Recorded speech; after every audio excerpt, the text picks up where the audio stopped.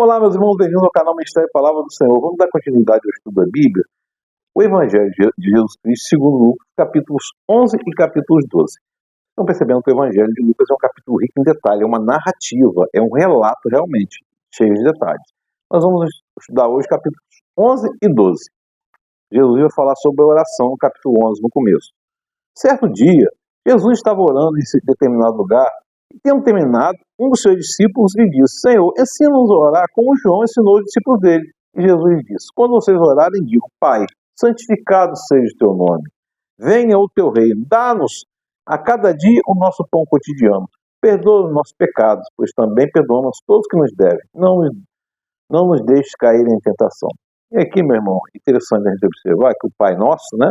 É nosso. O pão é nosso. Mas ele fala, santificado seja o teu nome. E isso remete à palavra lá no Êxodo. Liberte meu povo para que vá e me adore no deserto. Então a nossa primeira atribuição na vida é orar e louvar a Deus. Prestar graça. Fomos criados para o seu louvor, o louvor e da sua glória. Né? E ele fala assim ainda: venha o teu reino. O reino chegou. Jesus disse: o reino já está no meio de vós. Olha só, a gente vai percebendo os detalhes.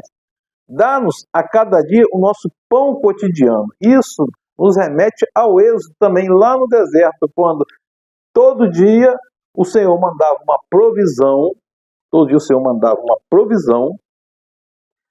do pão, do maná. E havia uma advertência: não recolham para o dia seguinte, porque no dia seguinte a apodrecer dava bicho. Então, o pão cotidiano significa dar no pão cotidiano, você está se colocando na dependência do Senhor, sabendo que Ele vai te dar o pão cotidiano. E o pedido de perdão dos pecados, a gente deve sempre pedir. Somos salvos em Cristo Jesus, sim, somos salvos, mas continuamos pecadores. O Espírito Santo nos faz nos dar a consciência desse pecado e nos trazer ao arrependimento. Ao aceitarmos Jesus, não nos tornamos impecáveis, nós somos pecadores arrependidos, em arrependimento no processo de santificação, mas salvos. Tá? Perdoa o nosso pecado, pois também perdoamos o que nos deve. Olha, se Jesus perdoou todos os nossos pecados, por que nós não podemos perdoar as outras ofensas dos outros? Isso aqui é uma lição para a nossa vida. Né? Isso tudo aqui remete a uma coisa só: reino de Deus, fé em acreditar na provisão de Deus, colocar-se na dependência do Senhor e louvar o Senhor. Já louvou o Senhor hoje? A sua vida deve ser um louvor ao Senhor. Seja no momento de oração, que você estiver aflito, louve o Senhor. Olhe, Senhor, me tire da aflição. É uma forma de louvor também. Não nos deixe cair em tentação, está dizendo. E aí Jesus vai falar a seguinte coisa: suponha que você tem um amigo e recorra a ele meia-noite. Amigo, me empreste 3 pães, porque um amigo meu chegou de viagem, não tem nada para lhe oferecer. E o que estiver dentro vai dizer: não me incomode, a porta está fechada e eu e meus filhos já estamos deitados. Não posso levantar e dar o que me impede.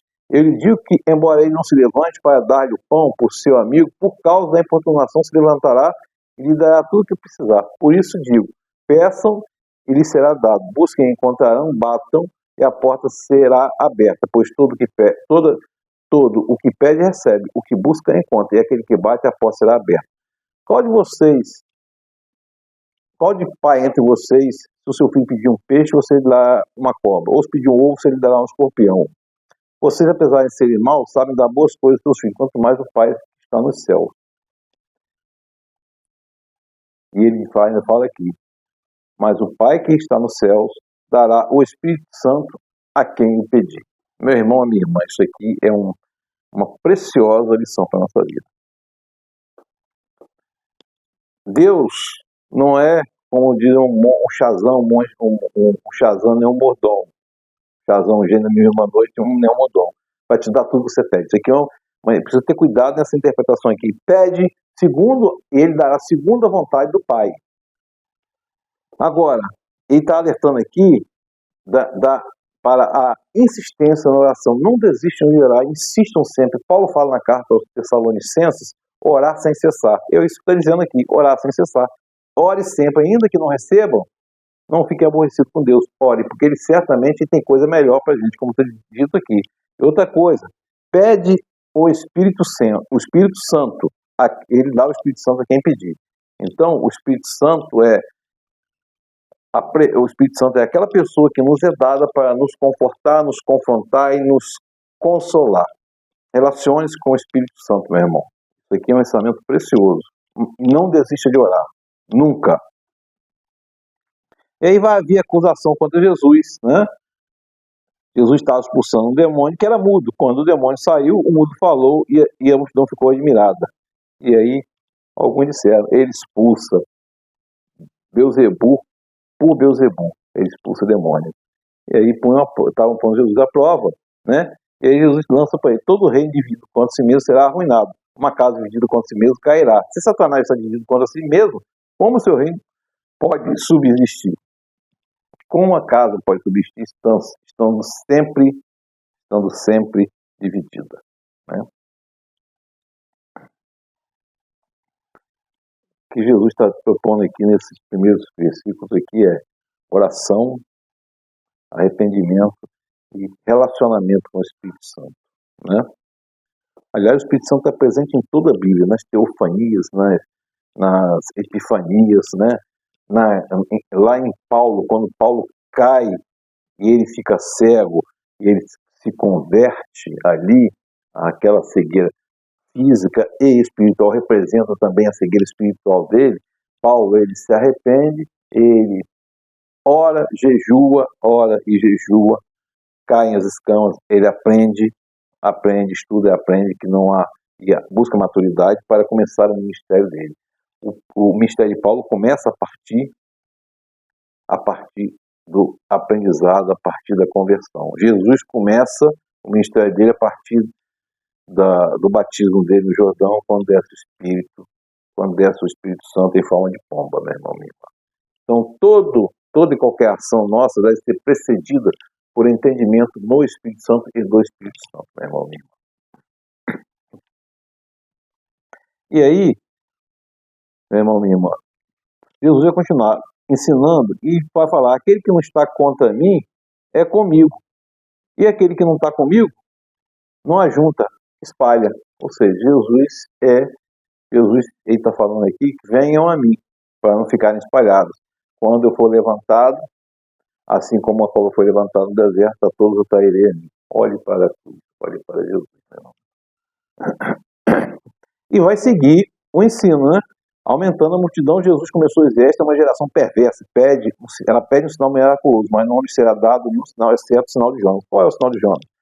Ficou 3 dias e 3 noites no ventre da baleia. Jesus ficou 3 dias e 3 noites no seio da terra, ou no Sheol, ou no Hades, né? Na sepultura, né? E ele fala aqui, a rainha do sul se levantará no juízo com esses homens e da geração e os condenará, porque veio dos confins da terra para ouvir a sabedoria de Salomão. E agora quem está aqui é modo de Salomão. De quem Jesus está falando aqui? Está falando da rainha de Sabá, que foi visitar Salomão e se admirou da sabedoria de Salomão. E Jesus é muito maior que Salomão. É disso que ele está falando aqui, tá? Ninguém acende uma candeia, que é uma lâmpada alimentada por azeite, e coloca em lugares onde fica escondido debaixo de uma vasilha. Ao contrário, coloca em um lugar apropriado para quem entra e possa ver a luz.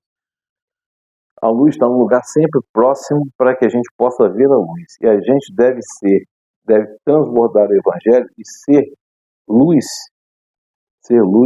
para todos que estão ali. Porque as pessoas têm que ver em nós a luz do Espírito Santo, a luz do Evangelho. A gente tem que transbordar o Evangelho. Por isso que a gente tem que ir lá, santificado seja o teu nome. Nossa vida deve ser uma vida de louvor ao Senhor, meu irmão. Mesmo sendo pecadores. E Jesus vai condenar a hipocrisia dos fariseus, os peritos da lei.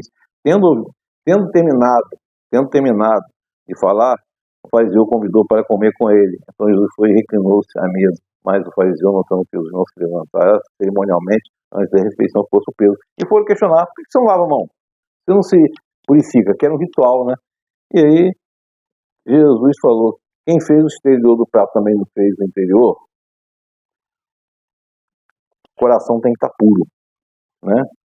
E vai vir no capítulo 12 as advertências. Nesse meio tempo, tendo juntado as multidões, milhares de pessoas ao ponto de se atropelar, Jesus começou a falar aos seus discípulos, dizendo: tenham cuidado com o fermento dos fariseus, que é a hipocrisia. Ou seja, meu irmão, cuidado com o fermento dos fariseus, que é a maldade, a hipocrisia, a legalidade, a religiosidade, a deturpação da lei, a tradição da lei, a tradição religiosa não pode estar acima da palavra de Jesus Cristo, do Evangelho, tá?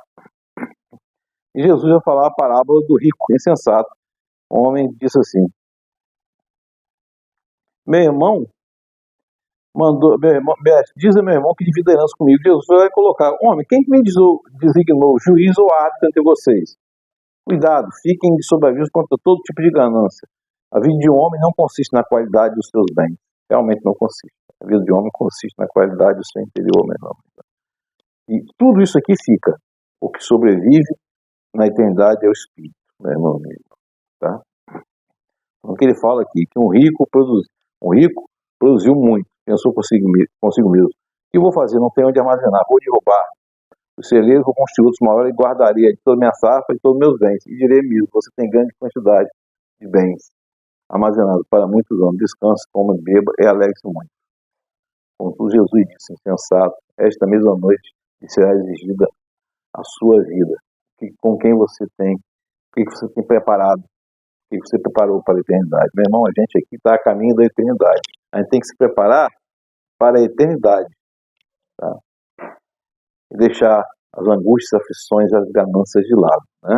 Está pronto para o serviço, que a gente pode ser chamado a servir, porque nossa candeia espiritual tem que estar acesa para o serviço. Meu irmão, minha irmã. Tá? Que o Espírito Santo de Deus esteja sobre nós, nos confortando, nos consolando e nos abençoando sempre. Deus abençoe. Amém.